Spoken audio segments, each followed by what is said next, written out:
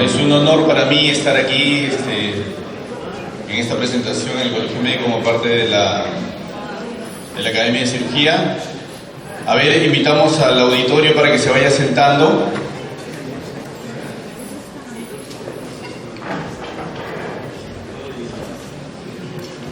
Bueno, en aras del tiempo, vamos a presentar en 7 a 10 minutos la experiencia que tenemos en la clínica angloamericana.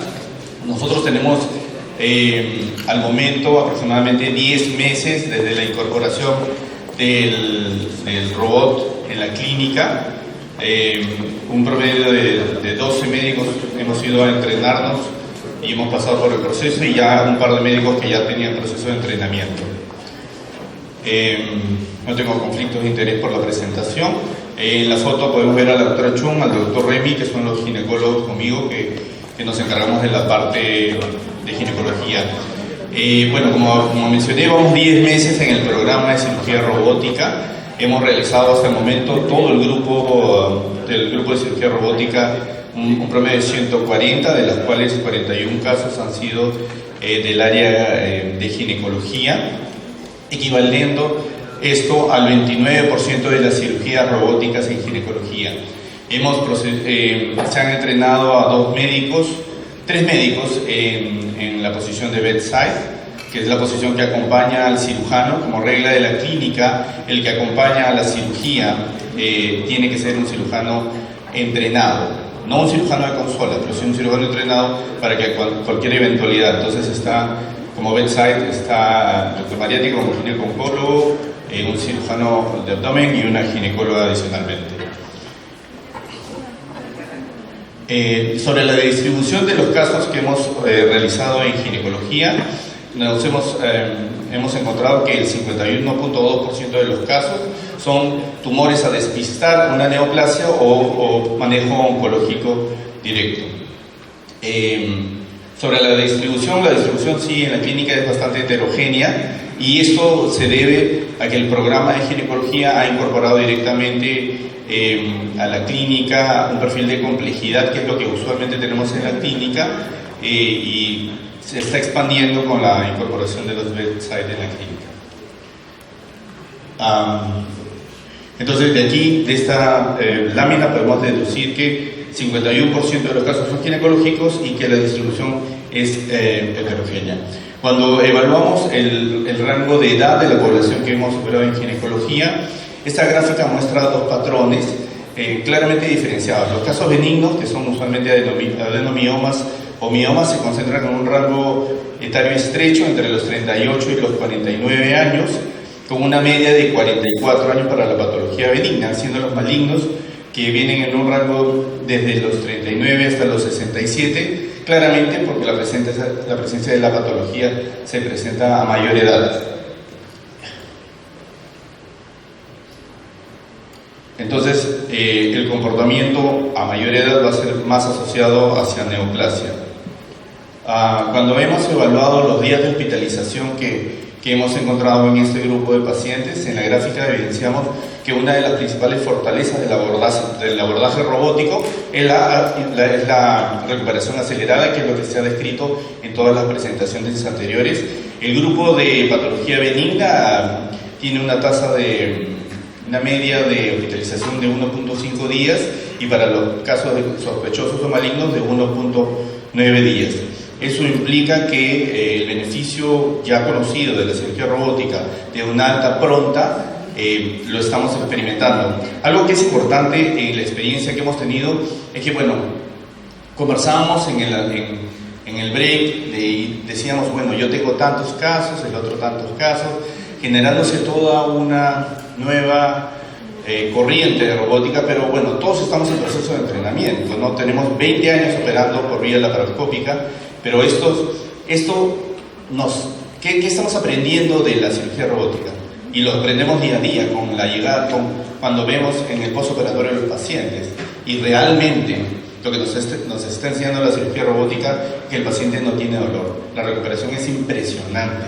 Entonces, yo sé que ahorita todavía tenemos que lidiar con el tema de costos para los que trabajamos en clínica, pero el tiempo nos va a ir dando, enseñando algunas cosas para ir incorporando todo esto como una rutina normal. En la duración del procedimiento, cuando hemos dividido entre los grupos de patología benigna, tenemos una media de tiempo quirúrgico de 177 minutos y la variabilidad es poca, probablemente porque la complejidad es menor, mientras que los casos malignos han alcanzado una media de 208 minutos en un rango de dispersión un poco más abierto, entre 130 a 305 minutos.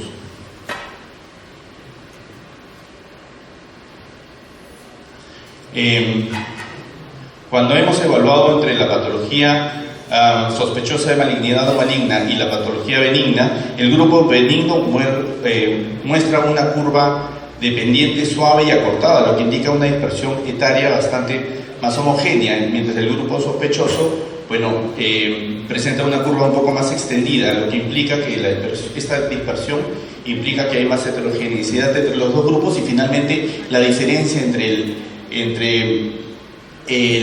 ambos es casi de 11 años en el grupo etario, que es lo esperado y consistente con la literatura normal de lo que se encuentra. Nosotros hemos encontrado hasta el momento, en todos los casos realizados de los 140 y de los 40, de los casos ginecológicos no hemos tenido ninguna conversión, y ya venimos recomendando que se vaya entrenando como parte de los procesos de entrenamiento, que se vayan generando más bedside como parte del proceso. Utilizamos, como vemos en el video, utilizamos 3 trocares robóticos y un trocar accesorio, esto con la única finalidad de disminuir costos. Con el trocar accesorio por vía laparoscópica nos permite tener una buena opción de retracción o de aspiración de parte del bedside. Entonces, ¿qué nos permite como fortalezas la cirugía robótica? Nos permite disecciones vesicales un poco más complicadas. Cuando nosotros como ginecos vamos a tener una cirugía y tenemos 3 cesáreas anteriores, estamos un poco preocupados por la separación de vejiga. Realmente con el robot esto es mucho más fácil, y tumoraciones de diferentes tipos. En este caso, este es un caso que lo hemos operado en conjunto con el doctor Pilco. Es una paciente de 18 años que había sido operada en 2 clínicas por una tumoración de 6 centímetros, aparentemente en el anexo. Cuando entraron no encontraron nada. Fue operada una segunda vez con el mismo criterio. Entraron, no encontraron nada. Lo que se trataba aquí es de un tumor pararectal, paravaginal de 6 centímetros. En el manejo de este caso asumimos que podía tratarse de un endometrioma por la característica sólida. Se le dio tratamiento para endometriosis, no respondió y procedimos a programarlo. Lo que encontramos es que se trataba de un teratoma maduro de la zona prevaginal y presacral. La frecuencia de este tipo de casos, que vaya avanzando el video, aquí podemos ver, normalmente trabajamos con 3 brazos, acá ya sacamos toda la tumoración y le hemos puesto un poco de hemocolágeno en el lecho. La verdad que salió todo muy bien, buscando referencias acerca de este tipo de patologías. Los teratomas maduros en esta posición no tienen una data porque realmente son solamente reportes de casos clínicos y son casos muy infrecuentes, así que vamos a hacer el reporte de este caso. Aquí tenemos otro caso que hemos operado también en cirugía conjunta, donde la paciente tiene un diagnóstico de cáncer de endometrio tipo carcinoma endometrioide G1, y en el proceso de evaluación de extensión de enfermedad encontramos nódulos a nivel del vaso múltiples. Entonces procedimos a hacer una extracción del vaso primero para hacer un estudio por congelación para ver si procedíamos con el estadiaje endometrio. Como normalmente el vaso es retirado con una incisión fanesis por el abdomen, en este caso hemos abierto el fondo del saco vaginal utilizando, no utilizamos el Vessel Sealer con frecuencia, pero en este caso lo ameritado por el tema de que hemos operado primero el vaso. Aquí me ha dado ganas de sacarlo, ¿no? Entonces aquí hemos abierto por la cúpula vaginal, introducimos el endobag, que tiene una especie borde de metal que nos permite la apertura, en el cual hemos introducido el vaso, y ahí pueden ver al lado el vaso que ha salido de forma completa sin tener que fraccionarlo. Una vez que terminamos esa parte y se confirmó que no se trataba de una metástasis por endometrio, pasamos a hacerle el estadiaje y el ganglio centinela. Para esto ya se había colocado verde de endocianina, que es una sustancia fluorescente que nos permite identificar el ganglio. Ahí estamos haciendo la disección del ganglio. Realmente nos permite identificarlo bastante bien y evita los cuadros de linfedema. Con este tipo de procedimientos y el uso del verde de endocianina, que con esta técnica podemos evitar realmente extraer todo esto, porque nos ayuda muchísimo para el procedimiento. Como las fortalezas complementarias, la ergonomía en cirujano, menor dolor, como habíamos mencionado. Y bueno, ya como los desafíos, la robótica seguirá el camino de la laparoscopía. En 5 años nadie va a decir, ni nadie va a discutir si la robótica es mejor que la cirugía laparoscópica. Inclusive ahora las guías internacionales, ya para ginecología, las múltiples sociedades en realidad determinan que la cirugía mínimamente invasiva es la estrategia perfecta para la cirugía de cáncer de endometrio. Entonces, ahora la cirugía robótica se convierte en una herramienta para que aquellos casos que cuando los diagnosticábamos y pensamos que este caso tenía que ir a cirugía abierta, ahora, dadas las herramientas tecnológicas, podemos pasarlo a cirugía mínimamente invasiva. Entonces, esos son los últimos estudios de este tiempo. Los resultados intraoperatorios y postoperatorios para los casos de obesidad se determinan que tienen una tasa de conversión hasta 57% cuando tienen un índice de masa mayor a 40. Es decir, cuando se opera por robot es menos del 5%. Para los tumores de alto riesgo se asocia a un menor riesgo de conversión y una mayor tasa de extraer la mayor cantidad de ganglios posibles. Sobre el mapeo centinela, la tasa de detección del ganglio centinela se ha mejorado de 54 al 91% con el uso robótico, y la reducción de las laparotomías en las cirugías de cirugía mínimamente invasiva a cirugía abierta ha bajado de 36 a 11%. Entonces, ahora el tiempo, estas son unas fotos de la clínica. Muchas gracias por la invitación. Para compartir la experiencia de la cirugía robótica en un hospital nacional de tercer nivel. Eso quiere decir que vemos mucha patología entre benigna y maligna. Bueno, el objetivo de esta presentación pues va a ser compartir nuestra experiencia. Esta es la sala de operaciones cuando comenzamos, y voy a hablar sobre la implementación en ginecología, en el departamento de ginecología. En el departamento de ginecología teníamos 4 servicios: ginecología, obstetricia, ginecología oncológica y reproducción humana.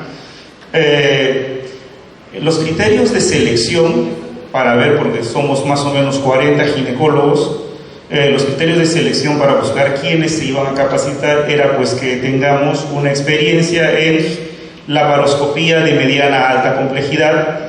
Entonces comenzamos el entrenamiento de manera virtual. Las proctorías fueron entre enero y mayo del 2025, y a partir de mayo del 2025 comenzamos nuestras cirugías no proctoradas, es decir, que tenemos exactamente 1 año y 1 mes. Entonces, entre aspectos técnicos quirúrgicos teníamos que ver la selección del paciente. La selección del paciente, ya que el hospital, como hospital del Estado y financiado por el sistema de seguro integral, pues busca que las pacientes seleccionadas tengan una mediana a alta complejidad para poder justificar los costos que tienen que ser reembolsados nuevamente por el SIS. Entonces, lo demás son cuestiones técnicas de posición del paciente, y hay que ver que nosotros estamos acostumbrados en la laparoscopía a tener el paciente y de repente darle SAI para un lado, para otro lado, o movilizar al paciente de acuerdo a cómo se vaya desenvolviendo la cirugía. Entonces, la cirugía robótica hay que tener en cuenta que el paciente está en una posición, y en esa posición vamos a trabajar durante toda la cirugía. Entonces, Ginecología tenemos que tener una buena posición de Trendelenburg entre 20 a 30 grados, ¿no? La colocación de los trócares superior, de 3 a 4 trócares. Entonces, ¿cómo comenzamos? Comenzamos, cuando se comenzó a implementar la cirugía, comenzamos con cirugías de mediana complejidad. Las primeras fueron unas anexectomías por un teratomas o quistes complejos pero benignos, luego unas histerectomías, una histeropexia y una colposacropexia, al inicio con un tiempo promedio entre 185 a 250 minutos,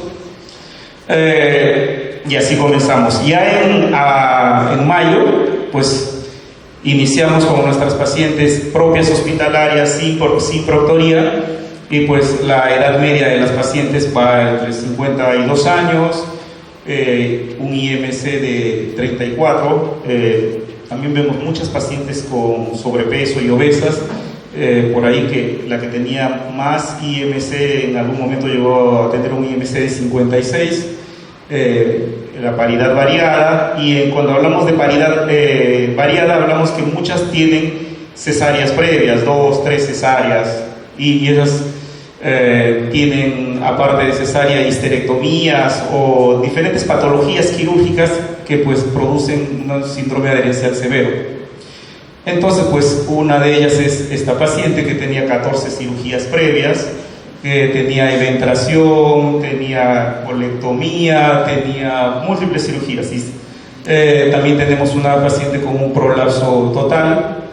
Ahí se ve el cuello del útero, y esta paciente también tenía cirugía previa, tenía una cirugía previa vaginal con malla por el antecedente de un prolapso, y otra paciente que tenía un antecedente de histerectomía vaginal con también cirugía vaginal para suspensión de prolapsos.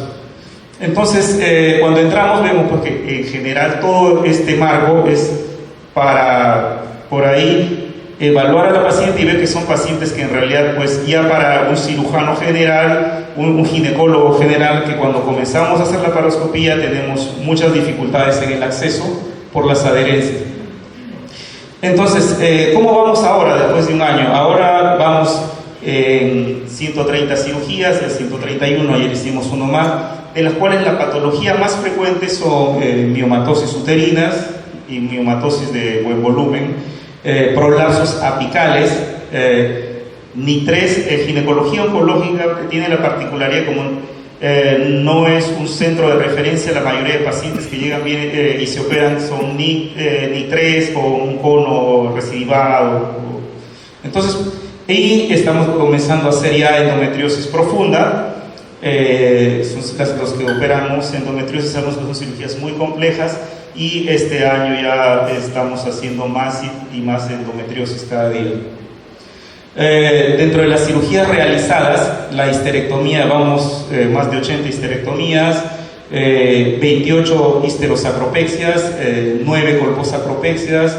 Entre resecciones de endometriosis ahí dicen 4, pero esos 4 son pacientes que querían preservar fertilidad, es decir, que no se les hizo histerectomía, ¿no? Por eso está solamente como resecciones de focos endometriósicos que pueden ser muy profundos y muy complejos.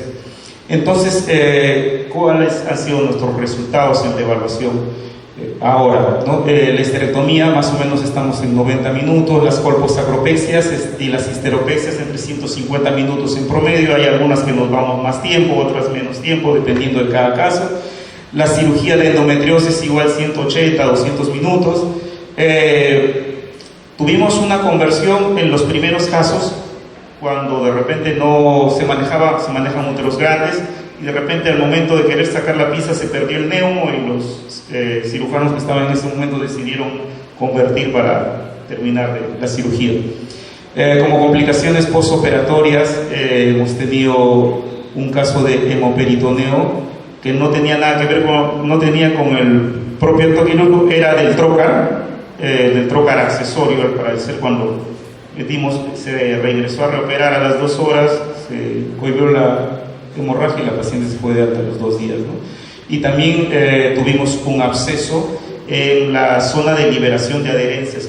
Por ahí hubo un hematoma, se abscedó, la paciente volvió a reingresar, recibió antibiótico y se fue de alta. Entonces, como desafíos, ¿qué tenemos? Como desafíos tenemos cumplir lo que la ley manda, ¿no? Y la ley, hace unos años salió la Ley General de Endometriosis, que promueve el acceso a endometriosis en centros especializados, y esto actualmente creo que ningún hospital como tal tiene unidades de endometriosis formadas. Entonces, un desafío para el hospital es hacer equipos multidisciplinarios y formar unidades de endometriosis. Afortunadamente en el hospital tenemos resonancia, coloproctología, tenemos todas las especialidades y podemos trabajar en ello. Estamos en el proyecto de formar la unidad. Y lo otro es formar unidad de uroginecología y cirugía reconstructiva de la pelvis, porque la utilidad de la robótica también está altamente demostrada en las reconstrucciones de piso pélvico, y lo que estamos haciendo en las colposacropexias y histeropexias. Esta es la cirugía conjunta. Nosotros tenemos 2 consolas, entramos con el coloproctólogo y con el ginecólogo y hacemos las cirugías. Y bueno, ahí tenía un video que lo puedo presentar en unos minutitos.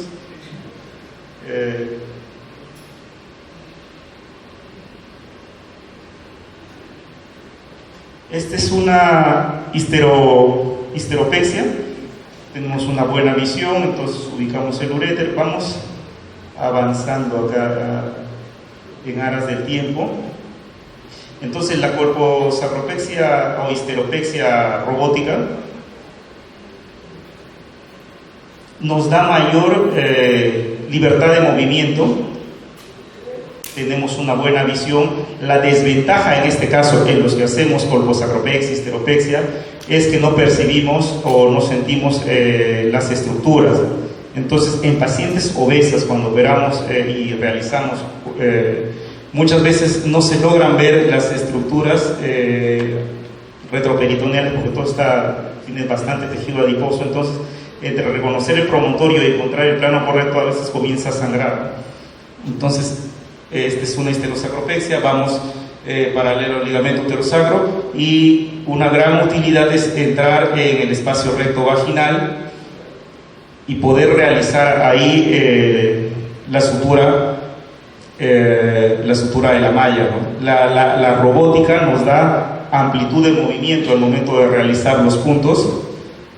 Entonces, ahí estamos en un buen espacio recto vaginal. Y en la parte anterior, pues ya hemos hablado, ya lo mencionó Gino, sobre la facilidad que tenemos de poder reconocer el plano entre vejiga y vagina, tabique recto vaginal, y entonces nos permite hacer una disección extensa que cuando vamos a trabajar al momento de colocar la malla, podemos ver claramente la diferencia entre tejido vaginal y cuello, y nos vamos más o menos después del cuello unos 4 o 5 centímetros, y es que la paciente entonces va a tener un buen tratamiento de componente apical y componente vaginal. Entonces ahí estamos usando Prolene, que es no reabsorbible, al cuello, y para suturar la parte vaginal usamos PDS.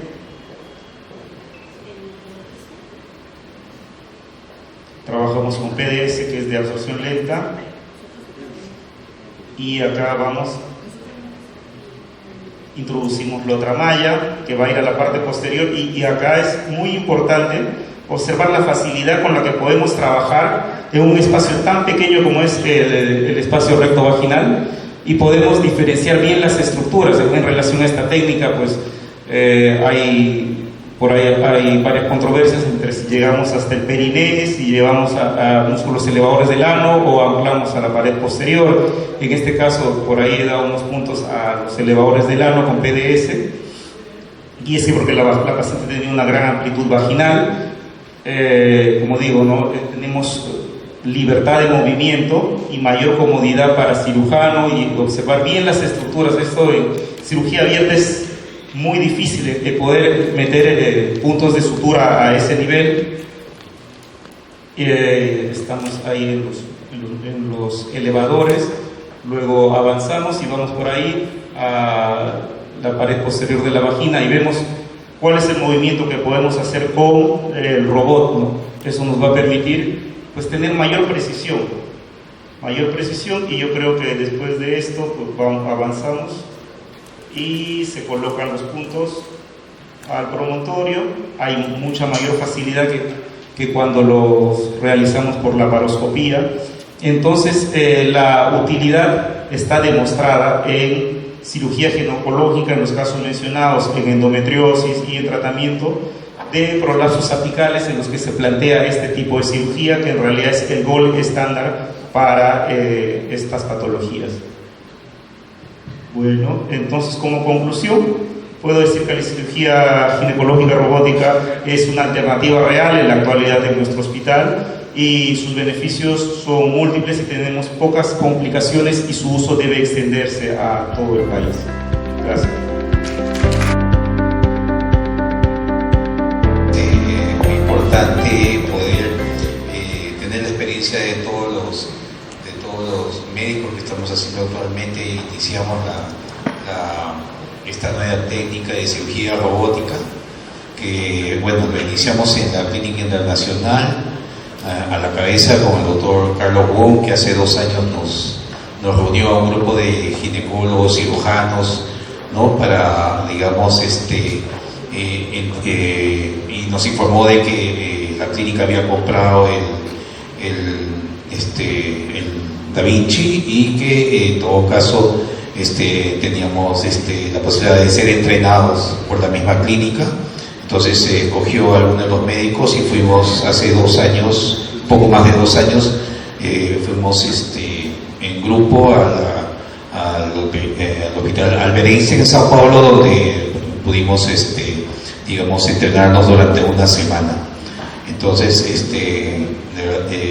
pienso que es toda una nueva visión. Fue un momento, digamos, que muchos de los que estábamos ahí no pensábamos digamos, comenzar, o digamos, no teníamos mucho conocimiento de este tipo de técnica, de esta tecnología nueva, y realmente quedamos impresionados en el Hospital Alberense de Sao Paulo. Personalmente quedé muy impresionado de cómo se operaba, cómo se manejaban los casos de cirugía, digamos, ginecológica actualmente, ¿no? Posteriormente sí, comenté con algunos amigos que viven en Estados Unidos, trabajan en Estados Unidos, y incluso uno de ellos me dijo, sí, acá hasta los apéndices los operamos con cirugía robótica. No sé si lo dijo en broma, pero bueno, en todo caso, lo que sí, lo que estamos actualmente, digamos, manejando este tipo de tecnología, nos damos cuenta la ergonomía que le puede dar al médico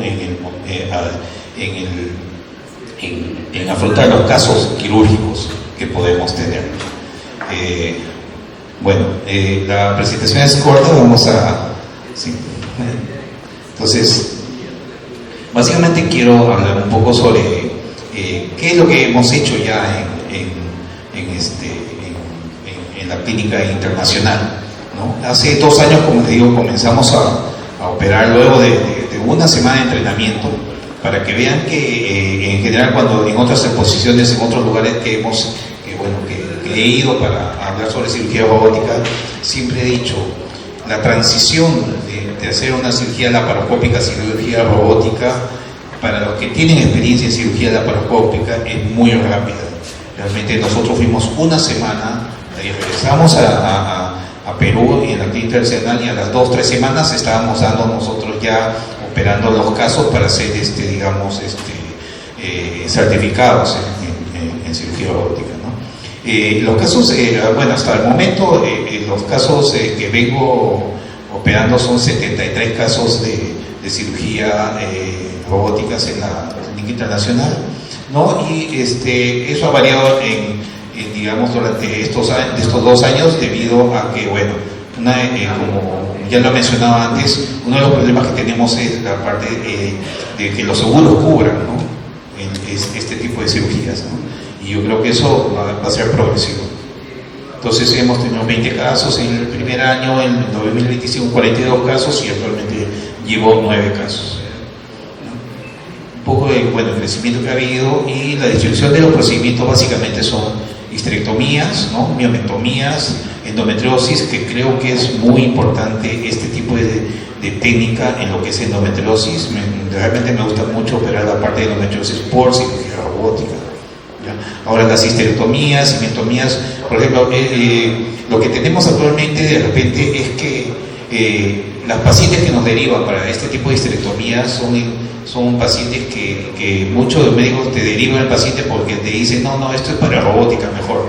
¿Por qué? Porque son pacientes que han sido operadas 2-3 veces, pacientes que tienen miometomía previa, pacientes que son, tienen endometriosis y miomatosis en conjunto. Entonces, muchos se tiene esa idea de que no, esto es algo más complejo, derívalo a cirugía robótica mejor. Entonces, también nosotros estamos manejando casos un poco más complejos y las cirugías que bueno, si se puede presentar más adelante, se van a dar cuenta.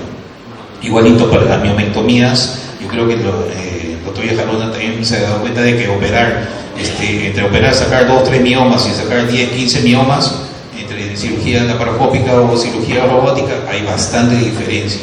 Entonces, esto es algo muy importante, por ejemplo, para en el manejo de estos casos. Prolapsos también, como ya lo dijo, las colposacropexias que hemos hecho, en la clínica hemos hecho 3 colposacropexias. No es una técnica que normalmente los ginecólogos manejen. Es más, si ustedes revisan las estadísticas europeas, la mayor de colposacropexias la realizan los urólogos, no los ginecólogos. Entonces, pero acá en Perú no muchos ginecólogos también hacen colposacropexias o histeropexias al sacro, siendo el gol estándar para los prolapsos totales. Entonces, esto es muy frecuente verlo. Bueno, ya hemos hablado sobre qué patologías, hemos conversado sobre patología uterina, patologías complejas que hay y manejo del piso pélvico, ¿no? El tiempo promedio generalmente actualmente, que bueno, es una estadística propia, es de 87 minutos en la consola, ¿no? La que más tiempo me ha dado de tiempo es las colposacropexias, ¿no? La miomectomía, como les digo, depende mucho de la cantidad de miomas que uno va a operar, y las histerectomías igualmente son histerectomías más complejas. El sangrado también, o sea, realmente la cirugía robótica lo que te permite es tener un mayor control sobre lo que es hemostasia, hay menor sangrado, y como ya lo mencionaron antes, realmente llama mucho la atención del menor dolor que tienen los pacientes en el postoperatorio. Al comienzo nosotros cuando vimos que allá en Brasil, por ejemplo, a todas las pacientes les ponían epidural, ¿no? Antes de iniciar. Entonces pensábamos que el dolor básicamente era eso, porque le ponían una epidural, pero realmente después nosotros mismos acá, muchas pacientes no les hemos puesto de epidural y las pacientes evolucionan al día siguiente con mucho mejor respecto al dolor. Bueno, esto del sangrado, después, bueno, la complejidad también que hemos documentado, y cuáles son los desafíos que tenemos, ¿no? Los desafíos es el entrenamiento que cada vez va, al menos desde que hace 2 años nosotros comenzamos, hemos visto cómo cada clínica, los médicos, los hospitales se han ido, digamos, preocupando más por tener una mayor cantidad de médicos que puedan hacer cirugía robótica. Y como se dice, uno puede hablar con muchos doctores que dicen, bueno, eso yo también lo hago por la laparoscopía. Sí, es cierto, lo hace por la laparoscopía, pero uno tiene que pensar un poco en futuro, ¿no? De a dónde vamos, si queremos ver realmente cuáles son las ventajas que tiene este tipo de cirugía. Entonces, primero, cuando una cosa es operar una histerectomía laparoscópica, ¿no? Y otra cosa es operar una histerectomía por robot. O sea, la comodidad que puedes tener. Y por ejemplo, hay lugares, por ejemplo, como en Suecia, donde en este hospital cada vez, o sea, todas las histerectomías se hacen más por cirugía robótica. ¿Pero por qué? Porque obviamente tienes mucha más comodidad, mucha más ergonomía, mejora mucho lo que es el sangrado, mejora mucho lo que es el control del dolor postoperatorio. Bueno, no tenemos mucho tiempo. Es un poco para ver nuestra sala de operaciones en la Clínica Internacional, ¿no? Como son diferentes especialidades, también nosotros vamos variando mucho la posición del robot, ¿no? Los urólogos tienen un tipo de posición, los cirujanos tienen otro tipo de posición y los ginecólogos también tenemos otro tipo de disposición del robot respecto a la cirugía que queremos hacer.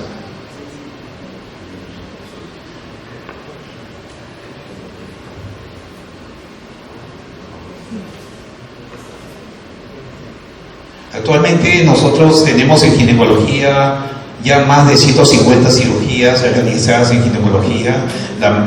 Tenemos 78 histerectomías, 58 miomectomías, cirugías de endometriosis 11 y colposacropecia 3 casos, ¿no?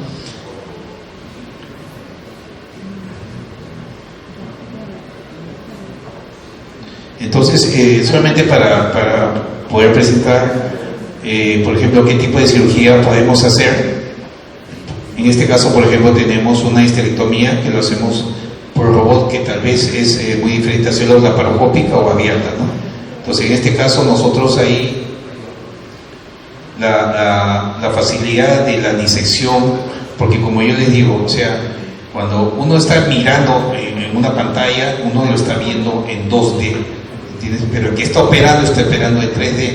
Entonces, muchas veces, cuando uno está mirando ahí en 2D, ve digamos, el colon, el recto muy cerca, y entonces, o la vejiga, cuando vas a disecar parte de la vejiga, pero entonces cuando lo estás viendo en 3D es diferente, es totalmente diferente, y creo que todos los que operan actualmente en cirugía robótica me pueden dar fe de esto, de que una cosa es estar mirando en 2D un tipo de cirugía y lo que es estar haciendo una cirugía realmente en 3D.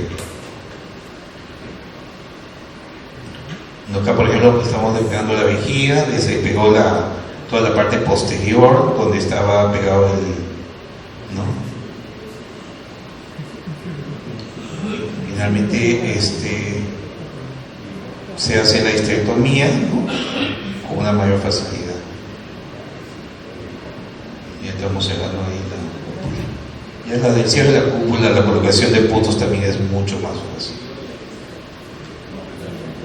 Bueno, en todo caso, realmente yo creo que hay mucho por avanzar en esto, en este tipo de tecnología, y pienso que de acá a unos 5, 10, 15 años va a cambiar mucho la situación, digamos, de todos los que operamos. Gracias. A los avances en la tecnología, en cirugía en específico, lo que es la cirugía robótica. No tengo conflicto de intereses, bueno, me han dado 7 minutos y va a ser bueno, es retador compartir o contarles en 7 minutos la experiencia que hemos tenido en el INEM. Hasta el momento vamos 154 cirugías, todas se han realizado, 0 suspensiones y la tasa de conversión es 2.8%, ¿no? Eso implica solamente 2 casos de conversión.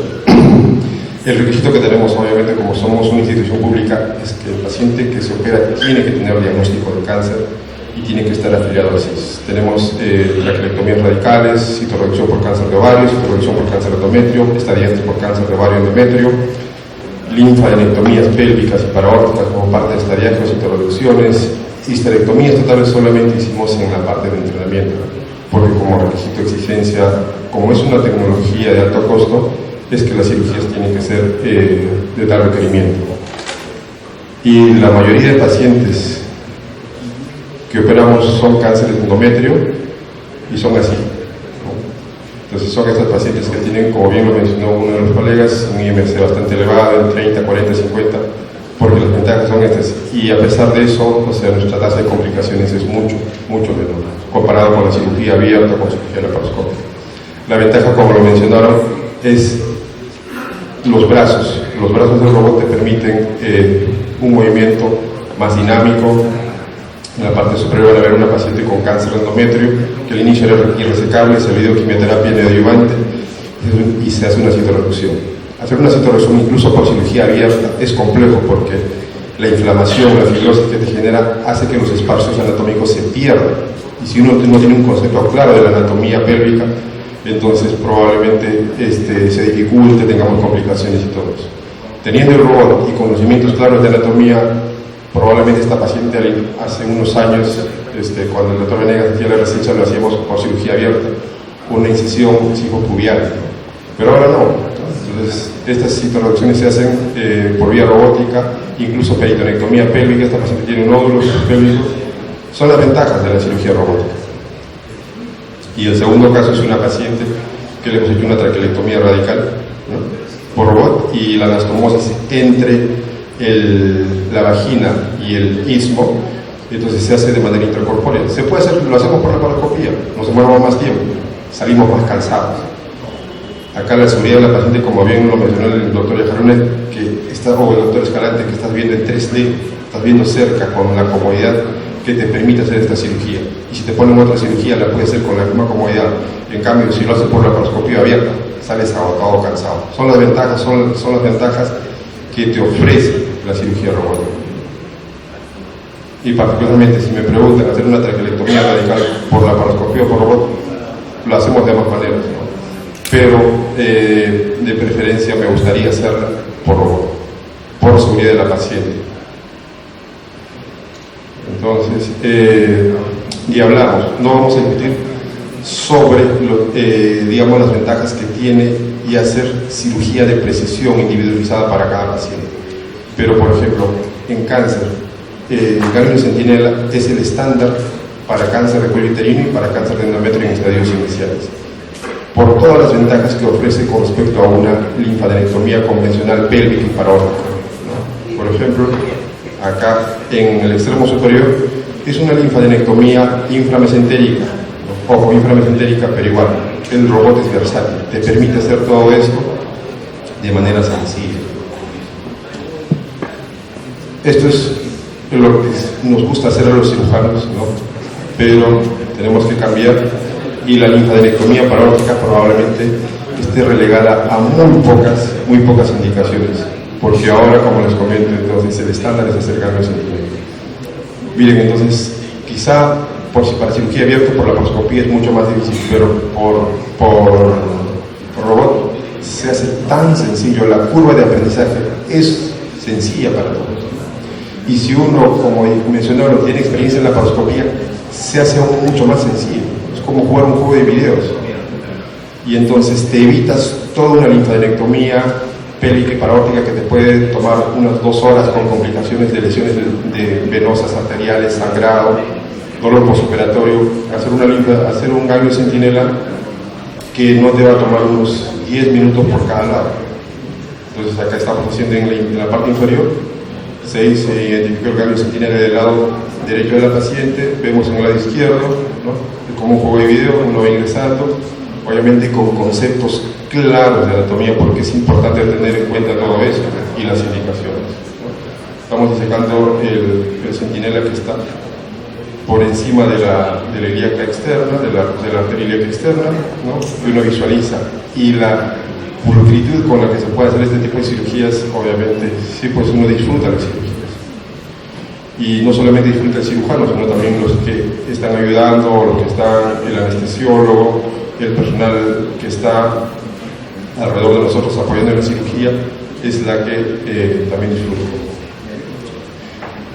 Las ventajas. Acá tengo solamente, nuestro mayor porcentaje de pacientes son estadísticos por cáncer de endometrio, más de la mitad de pacientes, ¿no? Y solamente en estadísticos de cáncer de endometrio acá tenemos las comparaciones entre cirugía abierta, tienen un puntero, cirugía laparoscópica y cirugía robótica. Si bien es cierto, el tiempo en cirugía laparoscópica y robótica es menor porque se está combinando, en algunos casos, linfadenectomía pélvica y parótica, y en otros casos solamente ganglio centinela. Obviamente, y muchos dicen, el acoplar el robot a la paciente demora mucho, o sea, el tiempo de docking, y el tiempo de docking no te toma ni 7 ni 8 minutos, lo que te tome en acomodar al paciente en una cirugía laparoscópica. Acá, por ejemplo, y hay otro aspecto que nosotros no vemos, los días postoperatorios que sí cuentan para el sistema de salud, donde hay un embalse de pacientes. Entonces, una paciente con unas... Ojo, acá solamente estamos hablando de estadiaje por cáncer de endometrio. Estamos comparando un solo tipo de cirugía. Una cirugía abierta nos puede tomar una estancia postoperatoria de 4 días, una laparoscopia de 1.8 días y el robot 1.4 días. ¿Por qué razón? Porque y bien lo mencionaron, creo que el doctor Vanega lo mencionó, ¿por qué una paciente de laparoscopía le duele más comparado a una paciente de robot? ¿Por qué? Porque el robot obviamente entra en la cavidad y solo los movimientos son del brazo. En la pared donde hay contacto con la paciente no se mueve. En cambio en la laparoscopía hacemos palanca todo el momento y eso genera dolor. Entonces por eso es que el dolor es mínimo en la cirugía robótica comparado con la laparoscopía, ¿no? Y la paciente está tranquila al día siguiente con ganas de irse a casa. Tenemos las ventajas clínicas que ha mostrado la cirugía de mínima invasión, tanto laparoscópica o robótica. Y como les mencioné, entonces uno disfruta la cirugía. Es importante para poder enseñar a los colegas, y coincido con lo que dijeron los que me precedieron en las charlas. O sea, el reto y el compromiso ahora es difundir todo esto, y principalmente difundirlo en las generaciones jóvenes, porque son los que se van a quedar, son los que tienen que estar preparados para hacer cirugía de mínima invasión y estar familiarizados con la tecnología. Entonces ese es el reto, involucrar a médicos jóvenes, a residentes, a enfermos en todo esto, ¿no? y que salgan certificados y capacitados en hacer este tipo de cirugía. Entonces, esta es una disección de los espacios, uno disfruta claramente, y esto no te sangra por cirugía robótica o laparoscópica como no lo disfrutarías con cirugía de mente.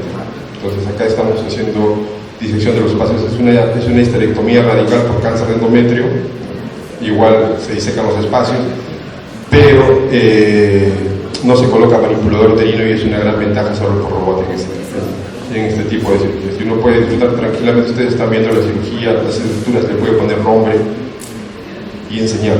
Entonces, ese es lo que quería comentarles y compartir. Gracias.